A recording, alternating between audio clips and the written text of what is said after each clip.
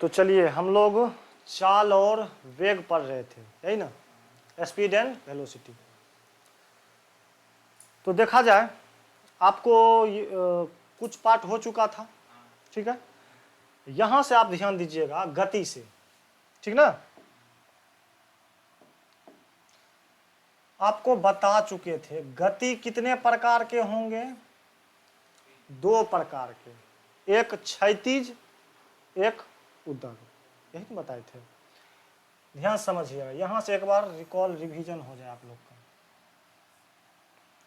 गति 2 प्रकार के होंगे, पहला हॉरिजेंटल, ठीक है, यानी क्षैतिज। यहां देखिए क्षैतिज गति, दूसरा आपका हो जाएगा उद्धग्र, वर्टिकल, ठीक है। अब क्षैतिज में आपको बताए थे क्या क्या फॉर्मूला बन जाता है, गति के जो कितने नियम हो जाएंगे, 3 गो बताए थे ना। कौन कौन सा, S बराबर ut plus half A T square, ये बताए थे, ठीक। v बराबर u प्लस ए टी और v स्क्वायर बराबर u स्क्वायर प्लस 2as, ठीक। 3 समीकरण, गति के कितने समीकरण, 3 समीकरण, ठीक है। और इसी तीनों समीकरण का यूज न्यूमेरिकल में भयंकर रूप से होने वाला है, ठीक है। और सेम उसी तरीका से उद्धग्र, जब उद्धग्र का बात आएगा तो 2 कंडीशन, पहला कंडीशन जब वस्तु नीचे से ऊपर जा रहा हो, दूसरा कंडीशन जब वस्तु नीचे ऊपर से नीचे आ रहा हो। यानी इस उद्धग्र में आपको 2 कंडीशन मिलेगा। पहला कंडीशन क्या, जब वस्तु ऊपर जा रहा हो, ऊपर, जब वस्तु कहां जाएगा, ऊपर। दूसरा कंडीशन जब वस्तु नीचे आ रहा हो। इसको पहले दिमाग में सेट कर लीजिएगा, ठीक ना। S बराबर ut plus half A T square, v बराबर u plus A T, v square बराबर u स्क्वायर प्लस 2as। अगर ये चीज सेट है तो यहां आपको दिक्कत नहीं होगा, ठीक। क्या नहीं हो, दिमाग में सेट कर लीजिए। कौन पहला है कौन दूसरा दिमाग में सेट करवा देंगे हम, गारंटी, ठीक है। तो पहले ये तीनों इक्वेशन को आपको दिमाग में सेट कर लेना है। अब देखिए जब ऊपर की ओर वस्तु जा रहा हो सब कुछ यही रहेगा, ठीक ना।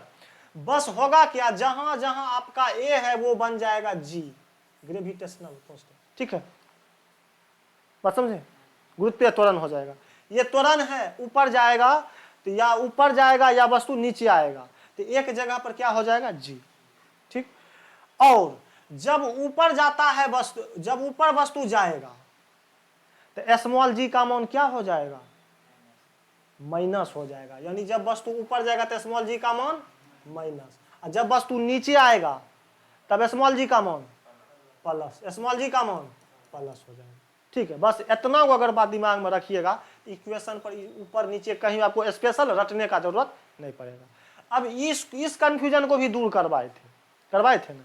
कैसे, अगर मान लीजिए हम भूल गए हैं ऊपर में जी, बहुत होता है एग्जाम हॉल में, बड़ी दिक्कत होता है, जी भूल जाइएगा, वो वस्तु ऊपर जा रहा है तो जी माइनस होगा कि प्लस होगा, कंफ्यूज आ गए, ठीक है। एकरा लिए एक बात दिमाग में रखिएगा, ऊपर में जब निर्देशांक ज्यामिति आप लोग पढ़े होंगे तो आप वहां पढ़े होंगे ऊपर में होता है प्लस, होता है ना, और नीचे में होता है माइनस, यही ना होता है निर्देशांक ज्यामिति में।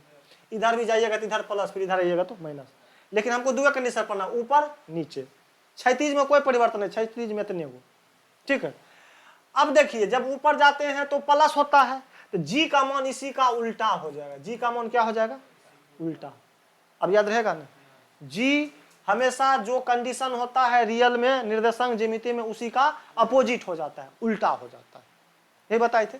अब देखिए जब ऊपर जा रहा हो तो बताइए जी का मान क्या हो जाएगा, जी का मान बताइए, यहां लिख देते हैं आपको, जी का मान क्या हो जाएगा, माइनस। यहां जब नीचे आएगा तो जी का मान प्लस, ठीक है। अब सेम इसी एक पूरे डाटा को यहां उठा के रख दीजिए। जैसे s बराबर ut plus half A T square है तो यहां क्या लिखिएगा, s बराबर, जब वस्तु ऊपर जा रहा है, ऊपर जा रहा है तो g का मान माइनस होगा और एक जगह पर g हो जाएगा। तो s बराबर ut और माइनस हो जाएगा g, half G T square हो जाएगा क्या, हाफ जी टी स्क्वायर नहीं हो जाएगा, हाफ जी टी स्क्वायर। यहां कोई दिक्कत किसी को नहीं।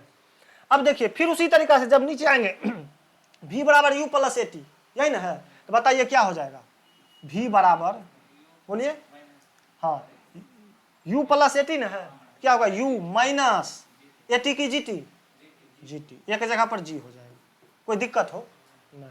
फिर जब तीसरा समीकरण बढ़ेंगे तो v स्क्वायर बराबर यू स्क्वायर प्लस 2s है, तो क्या हो जाएगा v स्क्वायर बराबर यू स्क्वायर माइनस 2gs।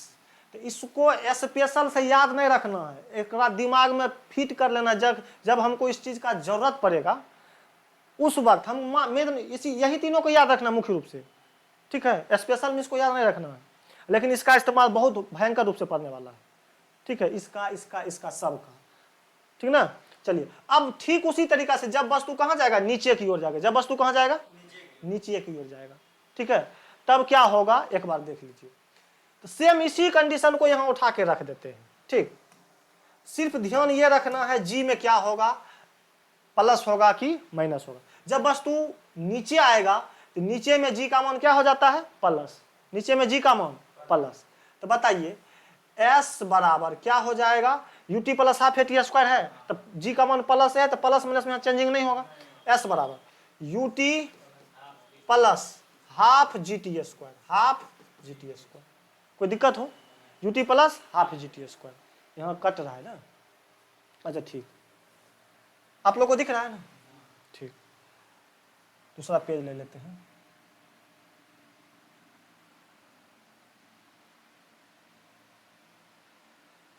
देखिए जब वस्तु कहां हो, नीचे की ओर जा रहा हो, जब वस्तु नीचे की ओर जा रहा हो, जब वस्तु नीचे की ओर जा रहा हो तो जी का मान क्या हो जाएगा बताइए, प्लस हो जाएगा, जी का मान प्लस। तो बस तीन इक्वेशन, एस बराबर UT plus half A T square होता था, तो यहाँ क्या हो जाएगा, एस बराबर UT plus half G T square, half G T square, यही हो जाएगा। फिर दूसरा इक्वेशन v बराबर u प्लस ए टी होता है, तो क्या होगा v बराबर u प्लस जी टी, कोई दिक्कत हो नहीं। फिर तीसरा v स्क्वायर बराबर u स्क्वायर प्लस 2gs, ये नहीं हो जाएगा। तो तीनों बात को ध्यान में रखना है, ठीक है। आज इस चैप्टर को हम खत्म कर देंगे, लास्ट कर देंगे, तब इसका हम क्वेश्चन आंसर करवाएंगे और तब न्यूमेरिकल बताएंगे, एकदम बढ़िया से सिलसिलेवार ढंग से पढ़ना है। यहाँ तक हो चुका था। अब हम लोग पढ़ने वाले हैं, इसमें से एक फिक्स है, गति का पहला समीकरण कौन सा है, दूसरा समीकरण कौन सा, क्योंकि एलपी एग्जाम में बहुत बार पूछा गया है, इनमें से कौन गति का पहला समीकरण है, इनमें से कौन गति का दूसरा समीकरण है, ऐसे करके, ठीक है। तो आप इसको एक बार बढ़िया से ध्यान से समझ लीजिए, और इससे रिलेटेड जितने तरह का प्रश्न बनता है उसको भी एक बार देख लीजिए। देखिए गति का पहला समीकरण, गति का पहला समीकरण, पहला समीकरण कौन सा होगा, दूसरा कौन सा होगा, तीसरा कौन सा होगा, बस तीन इक्वेशन, ठीक है। तो एकदम ध्यान से रखना है। पहला समीकरण बताइए, क्या बताए थे, v बराबर u प्लस ए टी हो जाएगा, पहला समीकरण है वो v बराबर u प्लस ए टी, इसको हम लोग पहला समीकरण बोलते हैं। दूसरा समीकरण s बराबर U T plus half A T square, ये दूसरा समीकरण। तेसर समीकरण v स्क्वायर बराबर यू स्क्वायर प्लस 2as, एकदम ही फिक्स है, ऑप्शन में सी रहेगा, इनमें से कौन गति का दूसरा समीकरण है, बहुत फेमस क्वेश्चन है। तो केना याद रखिएगा, कैसे याद रखिएगा, इस चीज के बारे में भी बताए थे। देखिए याद करने का एक तरीका याद कीजिए, यहाँ देखिए तीन राशि है, तीन चीज है, तो एक आधा दो, ऐसे याद कीजिएगा, यानी पहला को एक, यहाँ ने कुछ तो एक है, एक आधा दो, ऐसे याद रखिएगा। अगर ये पूरा क्वेश्चन आपको नहीं हो याद है तो ये बात याद रखिएगा, एक आधा दो। इससे क्या होगा, आपको जब ये क्वेश्चन आएगा निम्न में से कौन दूसरा समीकरण है, तो ऑटोमेटिक दिमाग में जरा हाफ होगा वह होगा, नहीं होगा, हाफ है, हाफ को क्या कहिएगा, दूसरा समीकरण कहिएगा, नहीं कहिएगा। चलिए बात समझ में आ रहा है, एकदम दिमाग में लोड कर लीजिएगा, क्वेश्चन 100% पूछता है, पूछेगा, ठीक है, चाहे बिहार एसएससी हो एलपी हो, क्या अब टीसीएस लेगा बिहार एसएससी, अब वो अपन पैटर्न छोड़ता नहीं हो। और एक बात, ग्रुप डी भी कर दिया है, ITI जान रहे हैं ना। अब भयंकर बहा लिया, ITI हुआ है ना आपका, हो गया है ना, तो एकदम चुकिएगा नहीं, कोनो न कोनो नौकरी लेना है, अगला साल ब्याह शादी करना है, ठीक है। चलिए, तो चलिए इससे रिलेटेड एक चीज और समझिए। पहला समीकरण तो ये हो गया, लेकिन अब इसमें पूछता क्या है, पहला समीकरण से हमें किस चीज का पता चलता है। तो इसके लिए आप लोग क्या कीजिएगा, आप u और a, यही ना, u और a को जीरो मान लीजिए, मानिए न है, u और a को नगण्य मान लीजिए, जीरो क्या मान लेना है, नगण्य। इससे आपको पता चल जाएगा, पहला समीकरण से हमको क्या पता चलता है, दूसर से क्या पता चलता है। तो कैसे मान लेंगे, की पता चलेगा, इहो सरिया के समझा देते हैं। तो देखिए, पहला समीकरण से हमको किस चीज का पता चलेगा, ये क्वेश्चन रेलवे का फेवरेट क्वेश्चन है, चाहे एनटीपीसी हो कि एलपी हो कि एनटीपीसी कोई भी हो। तो देखिए, u और a को नगण्य मानिए, u मानिए नहीं है, a नहीं है, तो बचा क्या, v और t। इससे क्या पता चलेगा, वेग और समय, वेग और समय का पता चलेगा, वेग और समय का पता चलेगा, यानी पता चलेगा। यानी पहला पूछेगा गति के पहला समीकरण से हमें किसकी जानकारी होती है, वेग और समय की जानकारी होती है, कोई दिक्कत नहीं। फिर नेक्स्ट दूसरा समीकरण से हमें किस चीज की जानकारी होती है, तो u और a को खत्म कर दीजिए, खत्म कर दिए, बचा क्या, s और t, यही ना बचा। यानी विस्थापन और समय की जानकारी होती है, किसकी जानकारी होती है, विस्थापन और समय की, विस्थापन और समय। अब विस्थापन को कभी कभी स्थिति कह देते हैं, ठीक है। तो ऑप्शन में विस्थापन अगर नहीं देगा तो क्या दे देगा, हाँ आया था ना, तब विस्थापन नहीं देगा तो याद रखिएगा स्थिति रहेगा, विस्थापन के जगह पर क्या हो सकता है, स्थिति। ये दोनों बात रहेगा तो कोई दिक्कत नहीं है, या तो विस्थापन देगा नहीं तो स्थिति देगा, ये बात को दिमाग में नोट करके रखिएगा। अब चलिए तीसरा समीकरण से किस चीज की जानकारी मिलती है, तो u और a को खत्म कर देते हैं, u और a को खत्म कर दीजिए, हाँ u और a को खत्म कर दीजिए। बताइए v से वेग, s से विस्थापन, नहीं बचा, तो किसका किसका जानकारी पता चला, वेग और विस्थापन, इस चीज का जानकारी पता चलता है। तो इतना गो से बताइए क्वेश्चन छूटेगा, नहीं छूटेगा, नहीं छूटेगा। लेकिन अगर आप पहला बार पढ़ रहे हैं तो बढ़िया से सरिया के SUVT के बारे में जान लीजिए, ठीक है। हम यही लिख देते हैं, जिसको पता नहीं है एक बार देख लेगा।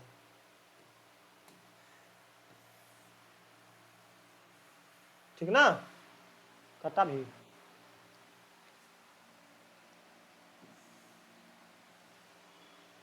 ठीक। देखिए S को हम लोग कहते हैं विस्थापन, ये बात एकदम नोट डाउन कर लीजिएगा बढ़िया से, जितना जल्दी इसको एडजस्ट करिएगा दिमाग में उतना जल्दी आपको अच्छा न्यूमेरिकल पर पकड़ होगा। काहे कि हम अब हरदम विस्थापन नहीं लिखेंगे, सीधा S लिखे समझिएगा विस्थापन, V लिखे तो वेग, U लिखे तो प्रारंभिक वेग, और V लिखे तो अंतिम वेग, ये बुझना पड़ेगा। अब देखिए S किसको कहेंगे, विस्थापन, U का मतलब प्रारंभिक वेग, U का मतलब प्रारंभिक वेग, V का मतलब अंतिम वेग, V का मतलब अंतिम वेग, T का मतलब समय, यही ना हो, बोलिए ना। A का मतलब त्वरण, एक्सीलरेशन, त्वरण।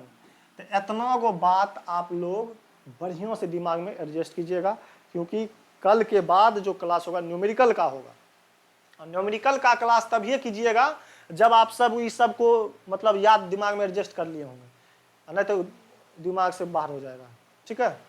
चलिए यहाँ तक में कोई दिक्कत नहीं। अब लास्ट पार्ट बचा हुआ है आपका ग्राफ का, मेन पार्ट ग्राफ का, ठीक है। एकदम ग्राफ का सीखिए कैसे होता है ग्राफ। चलिए यहां से एकदम माइंड को कंसंट्रेट करके बैठिए, ग्राफ से जल्दी सरियाता नहीं है ग्राफ, ठीक है। ग्राफ से क्वेश्चन कभी ना कभी जरूर भेंट हुआ होगा, ठीक है। तो चलिए हम लोग देखते हैं। मुख्य रूप से आपको 10 गो ग्राफ बताएंगे, क्या गो, 10 गो। और 10 ग्राफ को बताने के लिए 2 डाटा हम बनाते हैं, वह हम आप बढ़िया से समझ जाइएगा।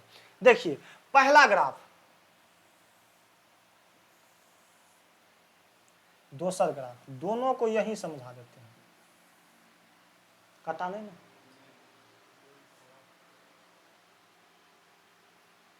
ठीक। पहला ग्राफ होता है, पहले समझ लीजिए तब लिखिएगा। पहला ग्राफ होता है आपका ये विस्थापन और समय का, ये क्या है? विस्थापन। ये क्या है? समय। दूसरा ग्राफ होता है वेग और समय।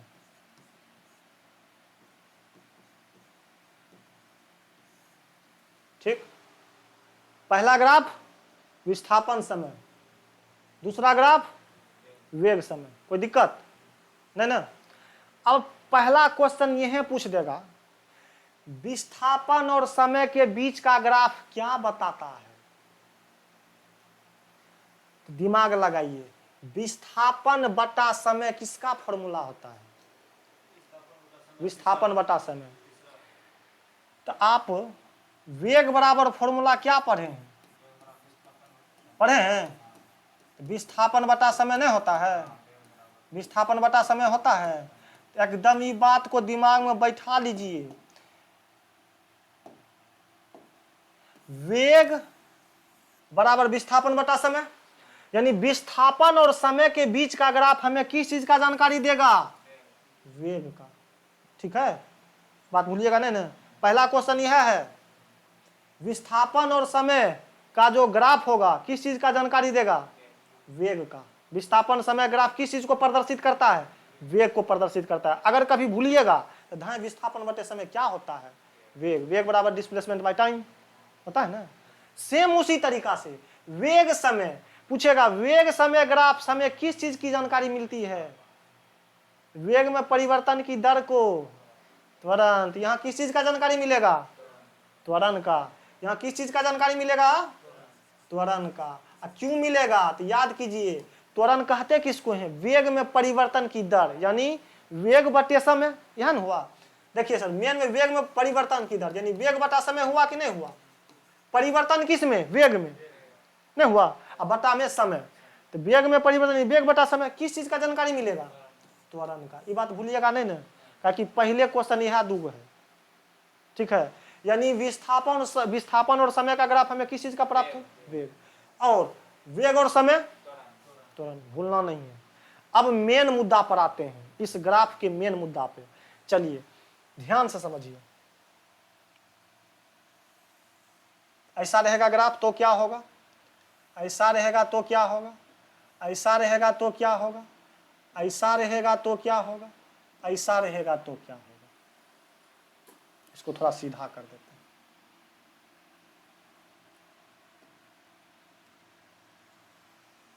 टोटल क्या को ग्राफ हम बनाए? इस सारा का सारा ग्राफ आपसे अलग अलग पूछेगा। ठीक है, जैसे ऐसे कह देगा ये ग्राफ हमें क्या प्रदर्शित करता है, ना करके वेग विस्थापन हो जाएगा, समय देगा। ठीक है, ये क्या प्रदर्शित करता है? तो आपको तो ये पता चल गया, यहाँ विस्थापन है, यहाँ समय है, तो हमको वेग प्राप्त होगा। क्या प्राप्त होगा? वेग प्राप्त होगा। होगा कि नहीं होगा? होगा ना हो। और ये तो पता चल गया, सेम जहां जितना वो ग्राफ यहां बनाना है उतने ग्राफ यहां बनाइए। 10 ग्राफ को बढ़िया से समझिए, एक ज्यादा नहीं पूछता। इस सब ग्राफ अलग अलग है। ठीक है, सारा का सारा क्या है? अलग अलग। हम इसका नाम दे देते हैं कोनो कोनो, ठीक है, ताकि आपको दिक्कत नहीं हो। इसका नाम ए दे देते हैं, ये बी दे देते हैं, ये सी दे देते हैं, ये डी दे देते हैं, ये ई दे देते हैं। उसी तरीका से यहाँ भी ए दे देते हैं, बी दे देते हैं, सी डी और ई। ठीक, एकदम। चलिए बढ़िया समझिए, विस्थापन और समय का ग्राफ क्या प्रदर्शित करेगा? वेग। अब वेग और समय का ग्राफ तुरंत प्रदर्शित करेगा। ठीक, अब देखिए पहले ये ग्राफ हमको ऐसा जब रहेगा तो क्या प्रदर्शित करेगा? ठीक है, तो देखिए आप निर्देशांक ज्यामिति पढ़े होंगे, तो शुरू में एक्स एक्सिस होता है और बाद में वाई एक्सिस होता है। जैसे लिखते हैं 2, 5, ये 2 एक्स का मान होगा, फिर वाई का मान होगा। होगा कि नहीं होगा? अगर मान लेते हैं हम यहाँ 1 है, 2 है, 3 है, 4 है, ये 5 है, इधर बढ़ेगा तो 1, 2, 3 ऐसे करके बढ़ेगा, नहीं बढ़ेगा? अगर हम माने इस अक्ष का मान क्या होगा, इसको 1, 1 कहिएगा, नहीं कहिएगा? जब ऊपर जाएंगे तो एक्स का मान तो ये 1 रह जाएगा, ये क्या हो जाएगा? 1, 2 हो जाएगा, नहीं हो जाएगा? फिर क्या ऊपर जाएंगे तो 1, 3 हो जाएगा। होगा कि नहीं होगा? कोई दिक्कत नहीं। अब बताइए विस्थापन बढ़ रहा है, विस्थापन बढ़ रहा है और समय वही का वही है, नहीं बढ़ रहा है। विस्थापन बढ़ रहा है और समय वही का वही है, तो ये संभव है। मतलब समझिए, हम यहां से वहां जा रहे हैं और समय बढ़ ही नहीं रहा है, ये संभव है? समय सेम का सेम नहीं रह गया, विस्थापन बढ़ रहा है, यानी हम यहां से यहां चल गए और समय उतने रहेगा, समय उतने रहेगा, नहीं रहेगा। तो ये ग्राफ क्या है? असंभव है। ये ग्राफ क्या है? असंभव है। ये बात समझ में आया कि नहीं आया? बताइए, बढ़िया से आया? इसको एक बार और समझिए। इसमें क्या है? समय कौन डिसाइड कर रहा है? पहले एक्स अक्ष होता है तब वाई अक्ष होता है, तेरा में पहले समय है और तब विस्थापन है, अंतिम वाला की है? विस्थापन। देखिए विस्थापन बढ़ रहा है ना, 1 2 3 विस्थापन के हम आगे बढ़ रहे हैं ना, 1 हो गया, 2 हो गया, 3, धीरे ऊपर बढ़ रहे हैं, विस्थापन बढ़ रहे हैं, लेकिन समय वहीं का वहीं है, एक है तो एक सगरे है, तो ये पॉसिबल ही नहीं है। ताकि अगर हम बढ़ेंगे तो समय भी बढ़ेगा, नहीं बढ़ेगा? बात बुझे बढ़िया से? यानी ई वाला क्या है? असंभव। ठीक, ये ग्राफ क्या है? असंभव। अब अनुभुकवा है ये वाला, वेग बढ़ रहा है और ये क्या है? वेग घट रहा है। याद हुआ? जब अलग से ग्राफ खींच दे ऐसे करके दे दे तो वेग क्या है? बढ़ रहा है। कब? जब इधर विस्थापन इधर समय रहे। ये ग्राफ क्या प्रदर्शित करता है? वेग बढ़ रहा है। बिहार पुलिस में इस टाइप का पूछा गया था। बात समझे कि नहीं समझे? ठीक, सेम उसी कंडीशन में ये क्या होगा? जब ये ऐसे रहेगा तो वेग घट रहा है। ये कंफ्यूज नहीं होना है, वेग घट रहा है कि त्वरण घट रहा है? वेग घट रहा है। का है? विस्थापन समय है ना।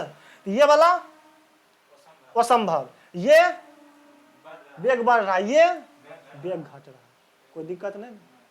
सेम इसमें भी ये असंभव है तो हो असंभव, क्या होगा? असंभव। एकरा में ये क्या बढ़ेगा? त्वरण बढ़ेगा, बस इतने का अंतर है। एकरा में वेग बढ़ रहा है तो एकरा में त्वरण बढ़ेगा, क्योंकि वेग समय ग्राफ हमें त्वरण देता है। इसमें क्या बढ़ेगा? बढ़ रहा है। इसमें क्या बढ़ रहा है? त्वरण। ठीक है हो। एकरा में की होगा? त्वरण, त्वरण घट रहा है, घट रहा है। ठीक, अब ये बीचला देखिए, बीच वाला का मतलब ध्यान से समझिएगा। यहां जैसे 1 है, यहां भी 1 है, यहां 2 है तो यहां भी 2 है, यहां 3 है, यहां भी 3। एक मतलब समझे, वस्तु के साथ साथ समय भी गति में, इसका मतलब है एक समान गति, एक समान वेग। इसका मतलब की होगा? एक समान वेग, एक समान वेग, एक समान वेग। क्यों? क्योंकि देखिए वेग बराबर विस्थापन बटे समय। अगर वेग 1 है तो समय 1 है, तो 1 1 कट के 1 हो गया। फिर वेग 2 है, विस्थापन 2 है, समय 2 है, तो 2 2 कट के 1 हो गया। फिर समय विस्थापन 3 है, समय 3 है, 3 3 कट के 1 हो गया। यानी इसका क्या मतलब होगा? एक समान वेग। इसका क्या मतलब होगा? एक समान वेग। 4 को क्लियर हुआ? इसका मतलब बोलिए? असंभव। और इसका मतलब वेग बढ़ रहा है, इसका मतलब वेग घट रहा है, एक मतलब एक समान वेग, एक समान वेग। इसका मतलब एक समान त्वरण। सेम इसका हूबहू हो जाता है, एक समान त्वरण। कोई दिक्कत नहीं ना? कोई दिक्कत होगा तो बोलिएगा। ठीक, चलिए आगे बढ़े। अब देखिए ये लास्ट, ये वाला, इसमें देखिएगा ये तो y एक्स है, y एक्सिस है, ये विस्थापन y एक्स का है। इसमें क्या होगा? अगर हम इसको लिखते हैं, ये मान लीजिए यहाँ 5 है, यहाँ क्या है? 5। अगर इस पॉइंट को लिखेंगे तो 1 5 लिखना पड़ेगा, क्या लिखना पड़ेगा? 1 5 लिखना, कहे पहले x अक्ष लिखते हैं। अगर इस पॉइंट को लिखेंगे तो 2 5 लिखना पड़ेगा, फिर 3 5 लिखना पड़ेगा। कहे कि हमार y नहीं ना बढ़ रहा है, y तो वही है, यानी एकरा में समय बढ़ रहा है अब विस्थापन वही है। मतलब समझिए, समय जा रहा है, हम यहाँ ही हैं। एक मतलब क्या हुआ? हम विरामावस्था में, हम यहाँ चुपचाप बैठल है, समय हमारा रुकेगा? नहीं रुकेगा। समय क्या होगा? भागेगा। इसका मतलब समझे? नहीं समझे? यानी विस्थापन नहीं हो रहा है, विस्थापन ज्यों का त्यों है लेकिन समय भाग रहा है, तब हम विरामावस्था में हैं। हम विरामावस्था में कब आते हैं? जब हम बैठ जाते हैं। समय भी बैठेगा नहीं, समय जाता है लेकिन हम नहीं कहीं जाते हैं, यहीं, तब न विरामावस्था। तो इस कंडीशन का क्या मतलब होगा? विरामावस्था। बताइए, इस कंडीशन का मतलब विरामावस्था, इस कंडीशन का मतलब विरामावस्था। अभी एक बार फिर से स्वरिया के आप लोग से पूछेंगे, एक बार देख लीजिए बढ़िया से। लेकिन सब कुछ डिक्टो सेम इसी का इसी इसमें होता है, खाली अंतर क्या? ये वेग प्रदर्शित करेगा, ये त्वरण प्रदर्शित करेगा। ठीक है, 1 मिनट देखिए, हम फिर से पूछेंगे। लास्ट कंडीशन ये खाली चेंज हो जाता है। एकरा में क्या हो जाता है, एक बात समझिए। इसमें क्या होता है, वेग कहाँ, ये मान लीजिए वेग है, ये वेग का ना ग्राफ है, वेग मतलब स्पीड थोड़ा। ये मान लीजिए 5 है, ये क्या है 5 है। यहाँ 1 है, 2 है, 3 है, इसको क्या कहेंगे? 1 5 कहेंगे। यहाँ 2 5 होगा और फिर 3 5 होगा। इसका मतलब क्या होगा? पहले तो दिमाग में अगर नहीं समझते तो ये एडजस्ट कीजिएगा। पहले वाले को हम क्या लिख रहे हैं? एक्स एक्सिस नीचे वाला है, पहला वाला क्या है? पहला वाला जो ये एक्स एक्सिस है और ये कौन सा है? वाई। तो पहले एक्स लिखते हैं तब वाई लिखते हैं, है ना? तो पहले समय लिख रहे हैं और तब हम वेग लिख रहे हैं, यह ना? तो बताइए, समय इसमें बढ़ रहा है क्या? एक्स का मान बढ़ रहा है, 1 2 3 4, समय बढ़ रहा है ना? समय बढ़ रहा है। अब विस्थापन बढ़ रहा है। विस्थापन कहाँ? 5 का 5 5 वही ना है।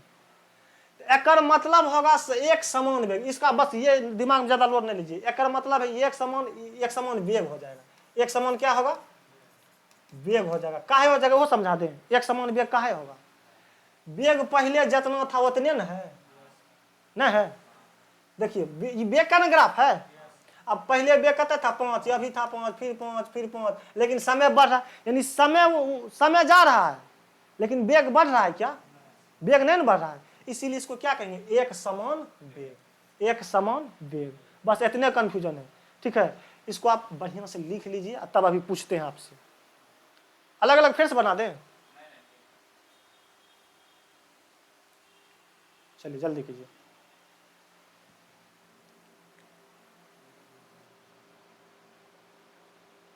एक बार फ्रेश से लिख ही देते हैं, ठीक है? एक बार फ्रेश से हम बना देते हैं, आप लोग बोलते जाइएगा, ठीक? देखते हैं याद रहता है कि नहीं आपको। 2 ग्राफ बनेगा, कटा भी।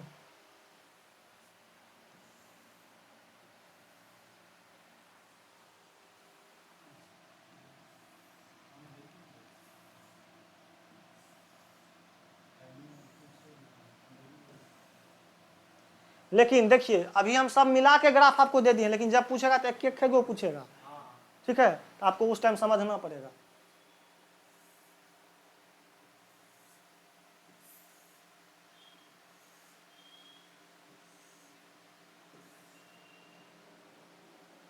टेढ़ा मेढ़ा हो जाता है क्या? समझ जाइएगा ना? ठीक, ये आपका विस्थापन, ये समय, सबका नाम दे देते हैं A B C D E। अब हम यही लिख देते हैं, ठीक है, ताकि ज्यादा आपको क्लियरिटी आ जाए। जैसे ग्राफ ए क्या प्रदर्शित करेगा? असंभव। बिल्कुल इसी तरह बोलना, ग्राफ ए असंभव। ग्राफ बी क्या प्रदर्शित करेगा? वेग बढ़ेगा, वेग बढ़ेगा। सी क्या प्रदर्शित करेगा? पहले सी से पहले डी लिख लीजिए। डी क्या प्रदर्शित करेगा? वेग घटेगा। ई क्या प्रदर्शित करेगा?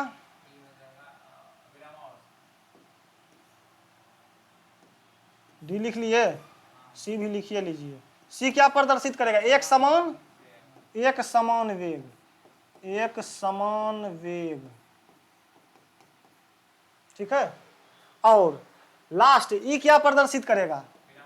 विरामावस्था। अगर नहीं समझ में आवे तो क्लास को एक बार रिवीजन मोड में डाल के देख लीजिएगा।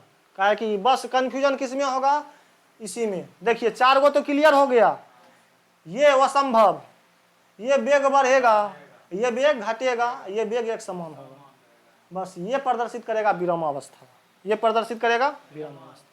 और सेम उसी तरीका से वेग विस्थापन समय, विस्थापन समय ग्राफ क्या प्रदर्शित करता है, वेग को। यह बात नोट में लिख लीजिएगा, विस्थापन समय ग्राफ किसको प्रदर्शित करता है, वेग को। ये बात लिख लीजिएगा नोट में। हाँ कट नहीं रहा, वेग को प्रदर्शित करता है, वेग को प्रदर्शित करता है, प्रदर्शित करता है, ठीक। और ये आपका वेग समय ग्राफ है, कौन ग्राफ है, वेग समय ग्राफ, वेग समय ग्राफ, ठीक ना। हाँ ठीक, यहाँ नोट लिख देते हैं, नोट में लिख देते हैं, ठीक। कट रहा है, वेग समय ग्राफ, वेग समय ग्राफ नहीं कट रहा, वेग समय ग्राफ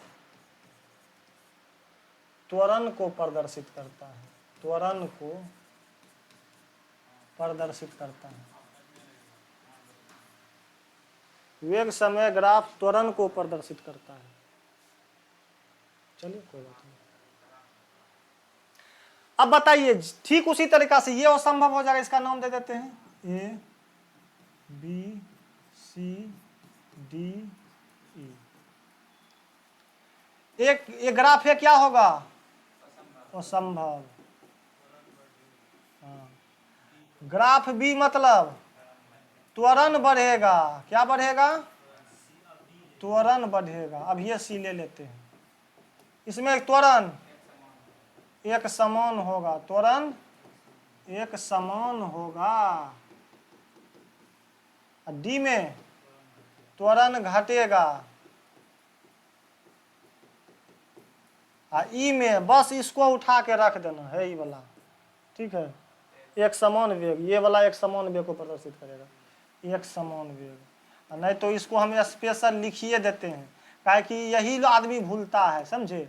यहाँ लिख देते हैं, ये क्या प्रदर्शित करेगा, एक समान वेग, एक समान वेग। ये विरामावस्था, ये विरामावस्था। चलिए उम्मीद करते हैं आप लोग बढ़िया से सेट हो गया होगा, कोई दिक्कत नहीं ना, दिक्कत है तो बोलिए।